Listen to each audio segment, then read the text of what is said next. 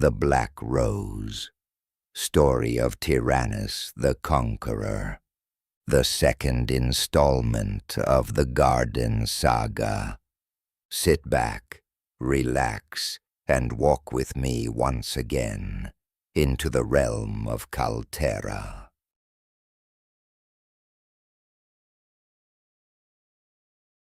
The boy watched from the castle window as a man drove a sword into his father's chest. He was only 7, and the sound that came out of him didn't even feel like his own. A raw, broken cry that vanished into the stone halls before anyone could answer it. When the killer turned and walked away, the boy bolted. He ran down endless stairs and through archways he barely understood, out into the rose garden his father loved most. Rain had begun to fall, soft at first, then heavier. The boy dropped to his knees and pressed his hand to his father's chest. No breath, no life, no warmth. He curled beside him and cried until his throat burned. Hours passed. The garden became colder. Hunger gnawed at him. Fear sat in his stomach like a stone. Then he heard it. Movement. Not one set of feet. Many. The boy jolted upright. He seized his father's sword with both hands, the blade far too heavy, the hilt slick in his grip. From the shadows beyond the roses, a pack of wolves emerged, eyes low and hungry, teeth bared. The boy knew he couldn't win. He looked down at his father one last time. "Farewell, father," he whispered, "until we meet again." Then he ran. He tore through thorn and brush, branches whipping his face, roots grabbing his feet. The wolves chased close behind, snarling, gaining with every breath. At last, he burst from the tree line onto a cliff edge overlooking a black, restless sea. The wolves advanced slowly, certain of the kill. The boy spread his arms, closed his eyes, and leaned backward. He fell into the abyss.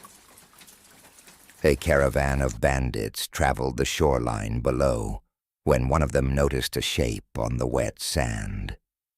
"What is that?" the man muttered. "It looks like a boy." The bandit leader stepped closer. He was broad-shouldered, scarred, and wrapped in a battered cloak. They called him Reaver. He knelt, struck the boy's back once, hard. The boy coughed violently, vomiting seawater onto the sand. He rolled onto his side, shaking, alive. Reaver studied him. "Where are your parents, lad?" "They're gone," the boy said, expressionless, staring past Reaver at the sea. Reaver's gaze softened just a little. "My son passed away around your age." The boy said nothing. After a moment, Reaver stood and extended a hand. "Come, I'll take you in, raise you as my own." The boy hesitated only long enough to feel the cold in his bones. Then he nodded. Reaver glanced at the sword lying beside him, too large for a child to carry, too heavy with meaning. "What's your name, boy?" The boy swallowed. "Tyrannus," he said. "My father named me Tyrannus." Chapter 1. Letter to Elara. Elara, my heart, I pray this letter finds you well. It has been many days since I last held your warmth. I have watched the sun trade places with the moon more times than I can count. Even in battle, I picture your face, yet it does not ease my pain. We have lost a great many men. This king is no ordinary man. They call him Tyrannus, the warrior king. He is as cunning as he is ruthless. Should we fail, he would bring a darkness upon this world that cannot be besieged. He would ignite a fire across the skies that would burn eternal. Pray for us, my love, and more importantly, pray that one day our hearts find each other again in this life or the next. Forever yours, Ferrum. Tears rolled freely down Elara's face as she read each line slowly, reverently. A year had passed since she had been held by her love. The joy she felt at receiving his letter arrived hand in hand with grief, because joy had become something fragile in a world that kept stealing. She clutched the parchment against her chest and stared out toward the mountain range. Wind brushed her freckled cheeks, drying her tears. Even as her emerald eyes held back agony, she smiled, because for a brief moment, his voice lived again in the shape of ink. Elara and Ferrum lived in a cottage within the territory of Kalterberg, a cold region that had grown into its own established realm over the years. The fields were wide, the streams clear, and the mountains seemed endless. With Elara lived Ferrum's younger half-brother, Ignis, and Ignis's wife, Caleta. Ignis was a blacksmith, known for forging weapons sturdy enough to survive war. Since Ferrum's departure, the cottage had felt frozen in time, as if the walls themselves were waiting for the sound of his footsteps, or the news that would break them forever. It was a cold morning. The sun rose slowly over the valley, and sparrows sang somewhere far beyond the fields. Then came the sound of hooves. Elara, Ignis, and Caleta rushed to the window as riders crested the hill. Ignis's hand went to his sword until he saw the banner they carried, a seal recognized across the realm. They bore the mark of King Ruthford of Kalterberg. Elara threw open the door and ran outside. 8 riders pulled to a stop before her. She searched their faces. Ferrum was not among them. One man dismounted and removed his helmet. His expression carried the weight of words he didn't want to speak. My lady, forgive the news I bring. Lord Ferrum has been grievously injured in battle. Elara's breath caught.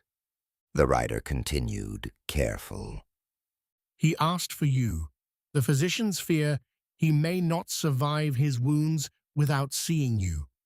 By the king's order, we are to bring you to the castle at once. Elara's knees nearly gave. Pain surged through her, sharp and immediate. But beneath it was a desperate relief. Alive. He is alive. She ran back inside and gathered what she could carry. Ignis and Caleta embraced her tightly and promised to tend the cottage and the animals until she returned.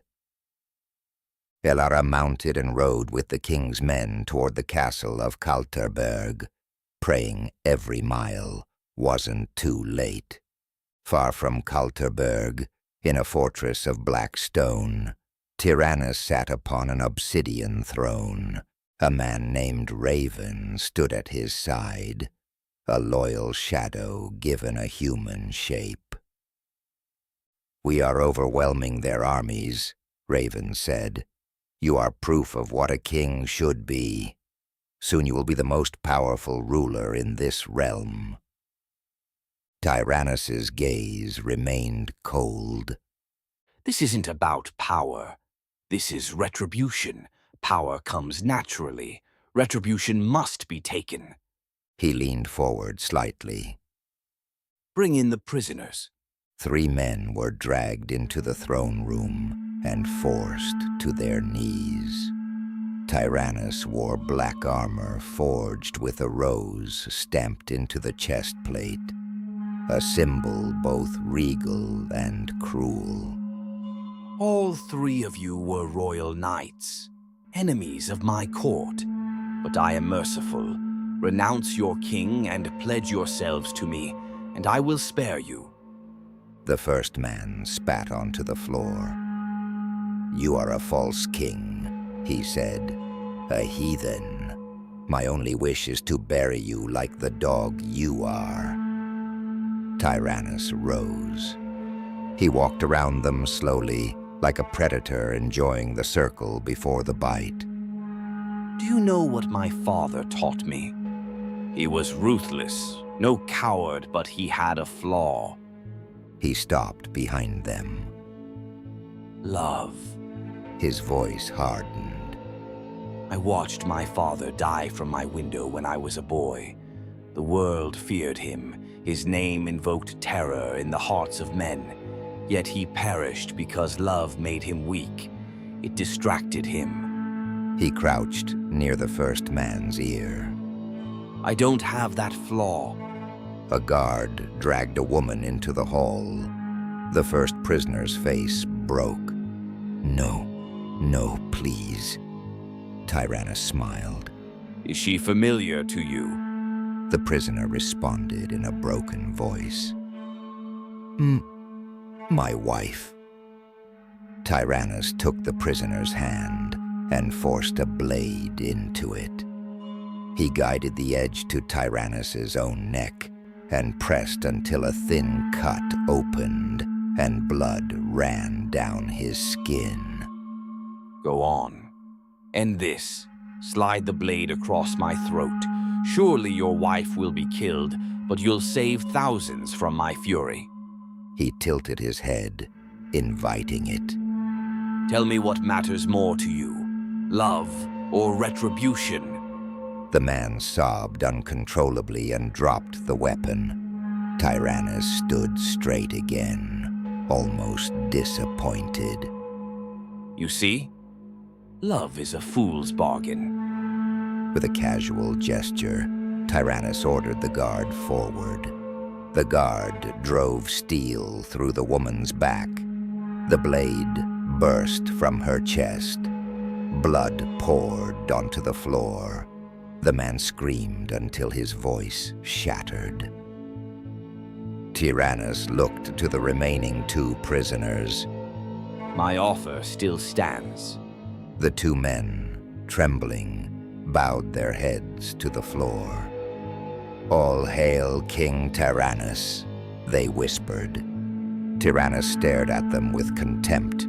Cowards, you are not fit to stand behind a banner. You will die here, and your names will be forgotten. He nodded once. Execute them. The guards dragged the 2 men away. Their pleas were brief. Their deaths were quieter than the woman's. Raven swallowed, then stepped closer. "What is your next order, your grace?" Tyrannus's eyes narrowed. Prepare our forces.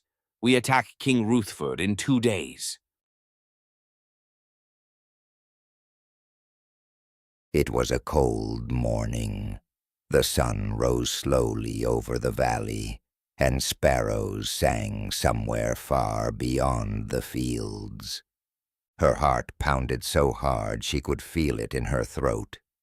Servants and guards stepped aside as they moved quickly through the stone corridors. Torches burned low along the walls, and the smell of medicine hung thick in the air. One of the soldiers stopped at a chamber door. "He is inside." Ilara didn't wait for more. She pushed the door open. Ferrum lay on the bed near the far wall, bandages wrapped around his abdomen and shoulder. A basin of darkened water sat nearby with cloths stained from the physician's work. He was completely still. 2 doctors stood beside the bed speaking quietly, but they stopped when she entered. Elara walked slowly toward him. For a moment she could only stare. The man who had always seemed unbreakable now looked fragile beneath the dim candlelight. Her composure collapsed.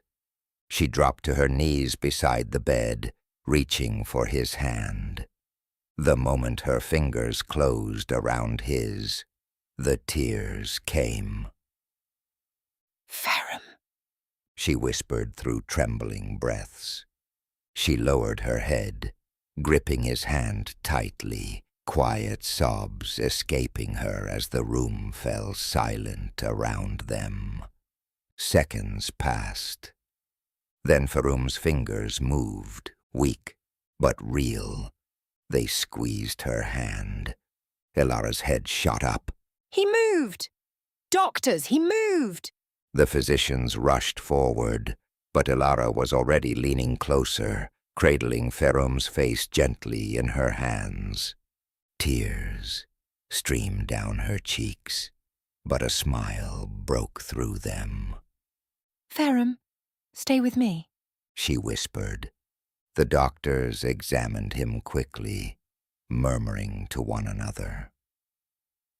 "He will wake," one finally said, but Elara barely heard them. She remained beside the bed, holding his hand as the night slowly passed. Later, Ferrum's eyes finally opened. He looked toward her, his voice weak. I thought it was a dream. Elara leaned closer. I thought seeing an angel surely meant death. Ferrum said faintly. Tears filled her eyes again. She kissed his forehead gently. Still as charming as the day we met. Ferrum breathed slowly. How is my brother? He is well. Ignis and his wife will look after things until we return. Ferrum tried to sit up. Pain shot through him and he groaned. Elara quickly placed a hand on his chest and eased him back down. You must rest. Your duties can wait. Ferrum smiled faintly. Then his eyes closed again, sleep pulling him back under. Elara stayed beside the bed, still holding his hand. Ferrum rose early, with the sun warming the window of his chamber. He stood beside it, staring toward the mountains. Behind him, Elara slept on red silk sheets. Ferrum grunted in pain and pressed a bandaged hand against the wound in his abdomen. He was lucky to be alive. Elara stirred, rose quietly, and wrapped her arms around him from behind, kissing his back. What do you see, my love? Ferrum paused. When I was away from you, I stared at those mountains, knowing you were on the other side. Some days I wanted to abandon everything and run home. The guilt, it was overwhelming. Elara held him tighter. You are a knight, and I am the wife of a knight. This is our life. No amount of guilt can change your duty. I love you near or far, always. Ferrum exhaled. And that is why I love you. A knock interrupted them. Enter! Elara called. King Ruthford stepped inside, older now, the kind of age carved by responsibility rather than time. His eyes were sharp. His posture carried the burden of a realm at war. Elara bowed and withdrew at the king's request, leaving Ferrum alone with him. Ruthford's voice lowered. There is something I must ask you, Ferrum. I am at your will, my king. Ruthford hesitated, and in that hesitation Ferrum saw something rare. Fear. Any day I could leave this world, and only God knows when. I need a successor. Someone worthy. Ferrum's brow tightened. My king. Ruthford raised a hand. I have watched you since you were a child. Noble, brave, intelligent, fair. This realm will need you. If not for the crown, then do it for me. Ferrum limped forward and dropped painfully to one knee. I accept. He said. Ruthford let out a breath he had been holding too long. Then we will put it in writing. That night, a feast filled the halls of Kalterberg's castle. Music and laughter echoed from stone. Fire dancers turned sparks into spinning constellations. Ferrum and Elara sat nearest the king. Ruthford leaned toward Ferrum, his voice grim beneath the celebration. Reinforcements arrive in the morning. We need them. Tyrannus has already burned half our villages. He stared into his cup as if it held answers. God forgive me, but I should have slain him when I killed his father years ago. Ferrum's jaw tightened. Who was his father? Ruthford's eyes darkened. Draco, a dragon shapeshifter, slain by my own hand. Ferrum's gaze sharpened. Then I will give the son the fate he deserves. Ruthford nodded once. We are backed into a corner. Tyrannus rode through dense forest toward Kalterberg's castle. His army burned villages along the way and slaughtered innocents who begged for mercy they would never receive. Raven smiled too soon. "We are near," he said. "We have them by surprise."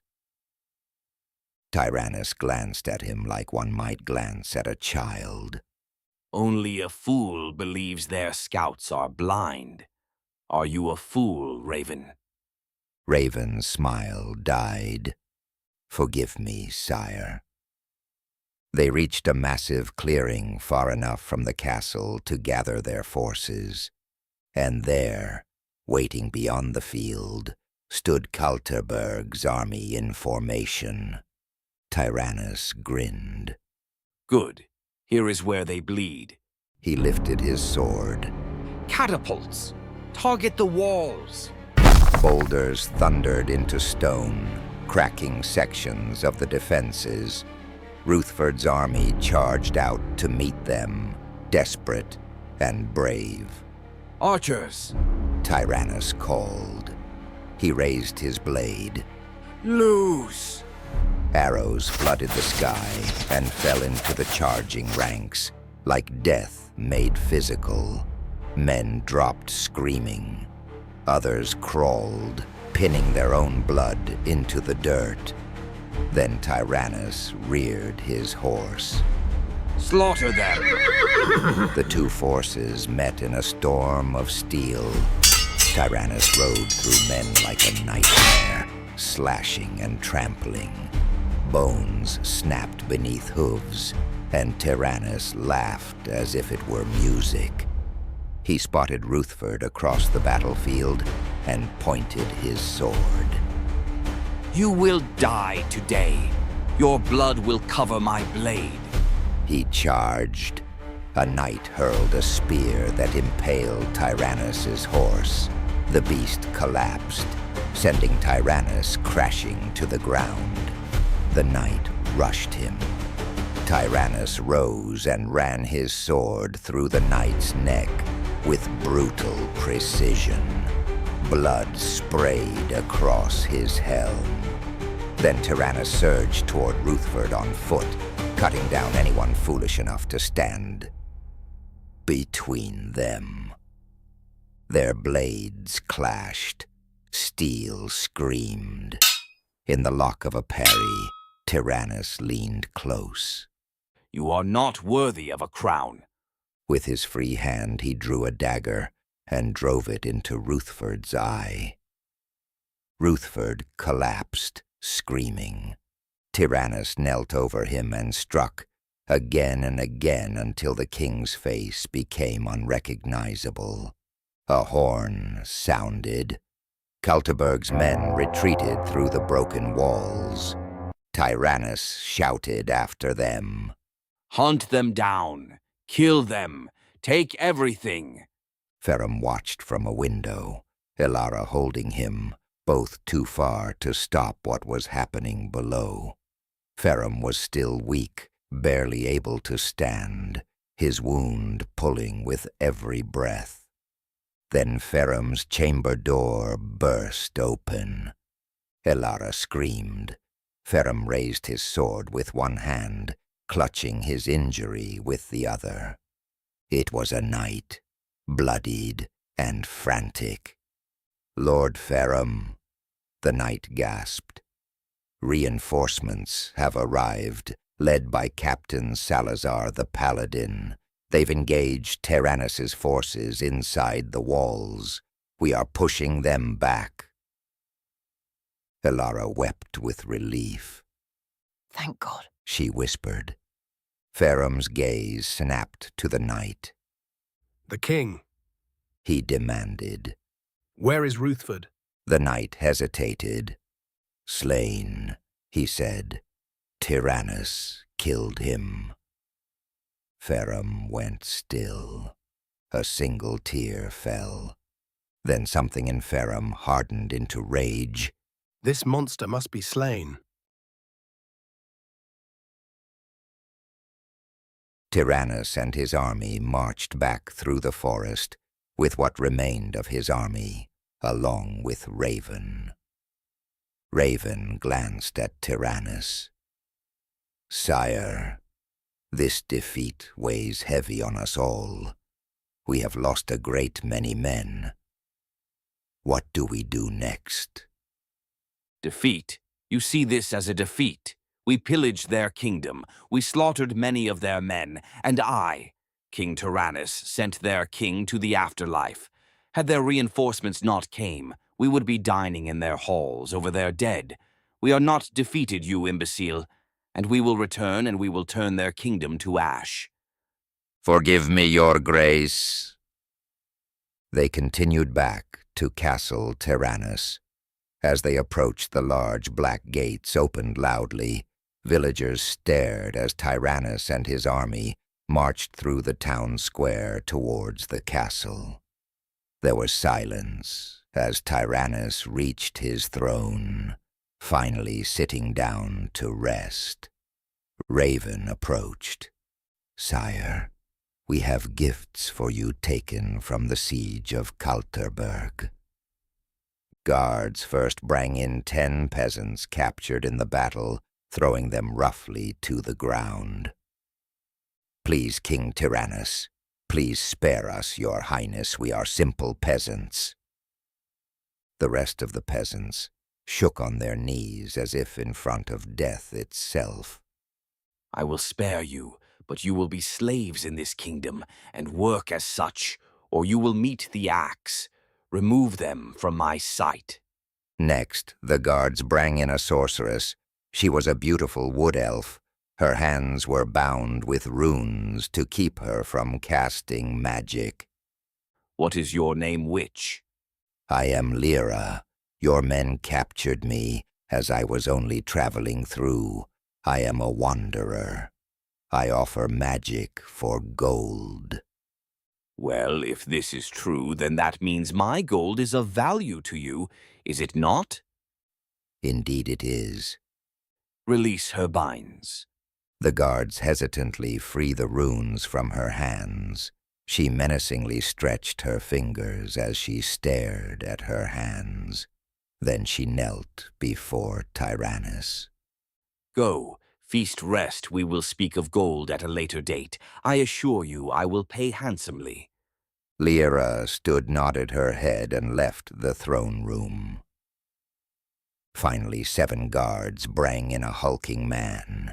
tips of spears and swords pressed against his flesh. He had no emotion, no fear. He stood before Tyrannus without breaking eye contact. So tell me, who are you? I am Void. Void the Relentless. Tyrannus bore an interested grin. Tell me more. I was a slave most of my life until I killed my master for my freedom. Then Ruthford had me locked away in the dungeon, and that's where your soldiers found me. You are far too worthy to be a slave, Void. I hear you killed 3 of my guards, even snapping one's neck with your bare hands. Ha ha! All your life you have been nobody. Kneel to me not as a slave, but as a free man, and the world will know Void the Relentless, Knight of Tyrannus. Void looked away for a moment, as if thinking. His eyes met Tyrannus again. My life has been slavery, or prison. This is the first time I finally get to choose. Void knelt, threw his fist on his heart. I pledge my life to you, King Tyrannus. People call you a monster, but you are the first person to let me make my own choice. Go to my armory outfit yourself, then see me in a day's time. Yes, my king.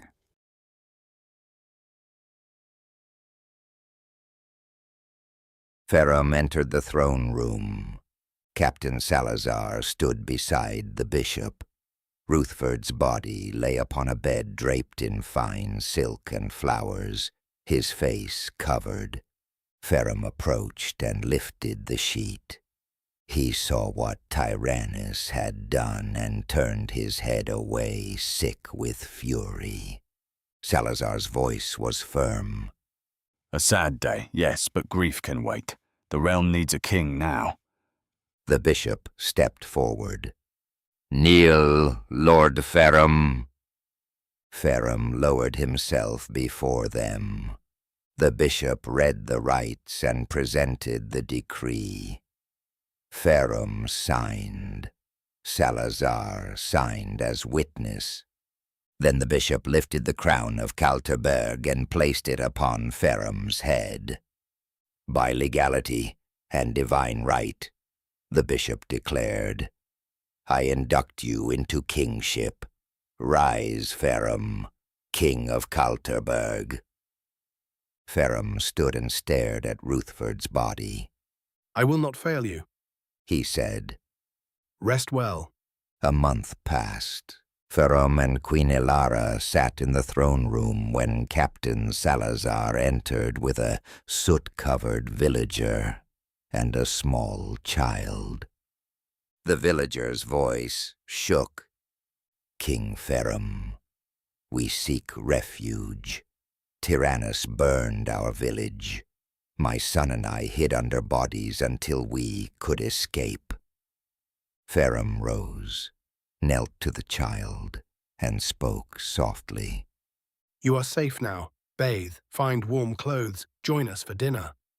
The child hugged him. Ilara smiled through tears. Ferrum stood and turned to Salazar. This has gone on long enough, He said. Send word to the kings of the south and west. We must extinguish this fire, and we will need their aid. Salazar bowed. Yes, your grace. Ferrum turned to Ilara.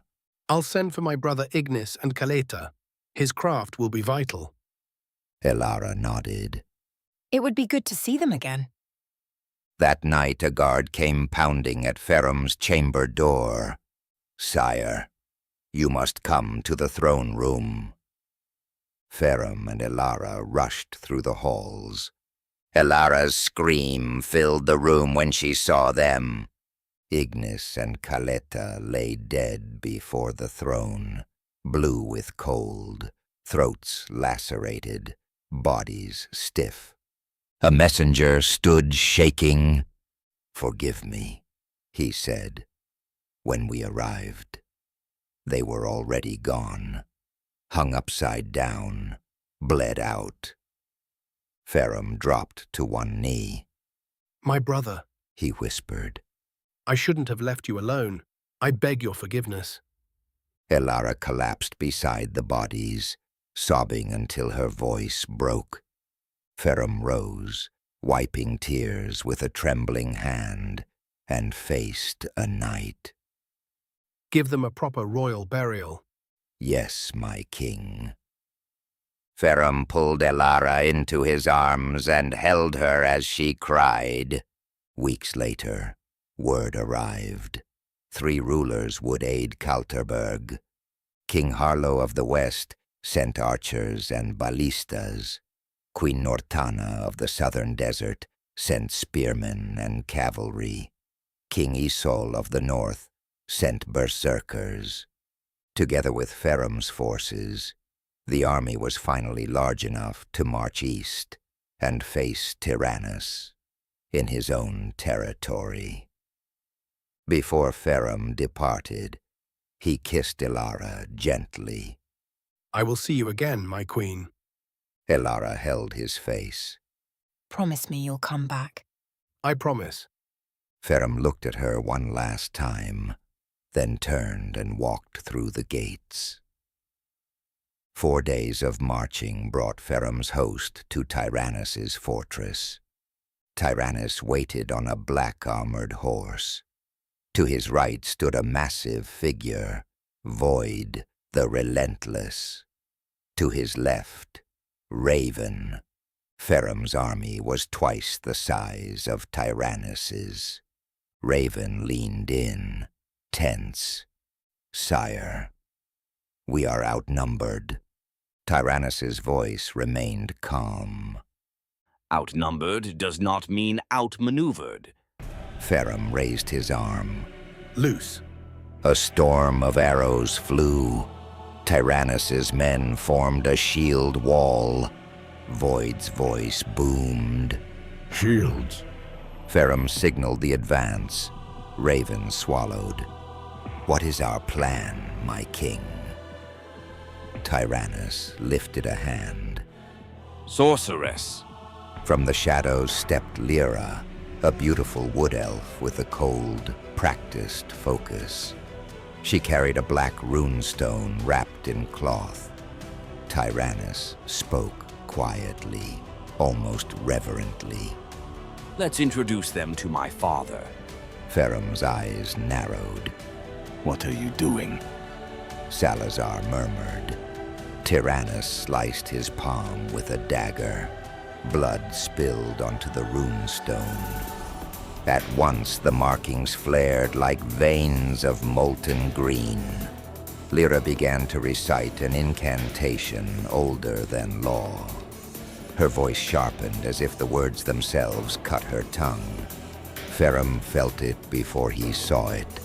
A pressure in the air, a sick pull, as if the world's skin was being peeled open. A portal tore open in the sky. Ferrum's charging lines slowed, confusion rippling. Salazar shouted. Hold! Too late. A massive black-scaled dragon erupted through the opening and dove toward the battlefield. Ferrum's stomach dropped. Draco. The dragon's wings beat once, twice, and the air screamed. His tail slammed into formations, flinging soldiers like broken dolls. Ferrum pointed. Ballistas. Bolts fired and missed. Draco was huge, but horrifyingly fast. He landed before the forward ranks and inhaled. Flames poured out. Armor melted into flesh. Men screamed until their lungs cooked. The field became a furnace. Tyrannus laughed. The smell is making me hungry. Ferrum tore to a ballista himself, hands shaking as he aimed. Draco dove straight for him. Draco inhaled again, fire building in his throat like a forge. Ferrum fired. The bolt flew into Draco's open mouth. The heat turned it into a killing iron. It tore through the roof of Draco's mouth and pierced deep. Draco's glowing eyes went dim mid-flight. His body went limp and crashed into the earth, skidding through the dead. A cheer surged from Ferrum's army. Tyrannus screamed in rage, watching his father die a second time. And above the battlefield, the portal shuddered, as if offended by what it had been forced to return. Ferrum raised his sword. Charge! Tyrannus raised his. Charge! The armies collided. Steel and bodies churned across the field. Void carved through men with a mace like a falling star. Ferrum fought with precision and fury. Tyrannus moved like wrath given a sword. After an hour, only a few hundred remained. Void and Salazar found each other in the chaos and began to circle. Salazar wiped blood from his blade and set his stance. Your death by my hand will make you a free man. Void's voice was quiet. I am not afraid of death, he said. Are you? Void charged. Salazar sidestepped and kicked him. Void stumbled, swung, and crushed Salazar's chest plate with a brutal hit. Salazar gasped and adjusted, then stepped into a sash. His blade cut clean. Void's arm fell at the elbow, still gripping the mace. Void did not scream. He surged forward, grabbed Salazar by the neck, and lifted him off the ground. Salazar's sword dropped. Void stared into Salazar's eyes until the struggle stopped. Then he let Salazar's body fall. Void turned. A ballista bolt slammed into his chest piece and skewered him, launching him backward through the air. He landed among corpses, the bolt standing upright like a grave marker. Void exhaled once, softly, then went still. Tyrannus pointed at Ferrum across the field. And here is where it ends. Ferrum's reply was cold. You should rejoice. I'm going to reunite you with your bastard father. Tyrannus roared and charged. Their swords clashed. The remaining soldiers stopped fighting and formed a circle around the two kings. Ferrum moved fluidly, parrying and dodging. Tyrannus swung with anger and brute strength. Ferrum took a kick, fell, and Tyrannus sliced across his back.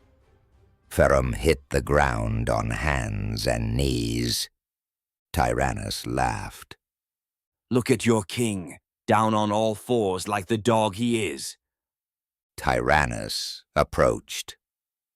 Ferrum's hand found Void's fallen mace. He ripped it free from the severed grip, rose in one motion, and struck Tyrannus in the helm. The helm flew off. Tyrannus's face was revealed, eyes red with rage, a long scar carved across his cheek. Blood ran down his temple. Ferrum stepped closer. Like father, like son. Ferrum swung. The mace crushed Tyrannus's skull, then again, and again, until a soldier's hand touched Ferrum's shoulder. Your Grace, the soldier said softly. We won. It's over. Ferrum stood, face battered with Tyrannus's blood, breathing like a man crawling out of a nightmare. He turned to the surviving soldiers of Tyrannus's army. Perhaps 40 remained. The battle is over. Your king is dead. He was no king. He was a tyrant. You are free men. He lifted his chin. Go in peace, or join me in rebuilding this realm into something your children can live in without fear. The men looked at one another. One by one, they dropped their swords. Then in a wave of exhausted submission, they knelt. Epilogue. The feast at Kalterberg. Later back in Kalterberg, a grand feast was held. Soldiers and townspeople ate as if food could erase memory. Music played as if sound could stitch the world back together. Elara stood, hands trembling with something that wasn't fear. I have important news. She said. The hall quieted. I am with child. Cheers erupted. Ferrum rose and held her, stunned, laughing and crying at once. And in the far shadows of the hall, half hidden behind torchlight, stood a man in a black cloak. He was blind in one eye. A scar cut through that side of his face like a brand. His gaze was calm. Studying, patient. He watched the crown. He watched the queen. He watched the future being celebrated. Then he turned, pulled up his hood, and disappeared through the doors into the night. Jay Wade.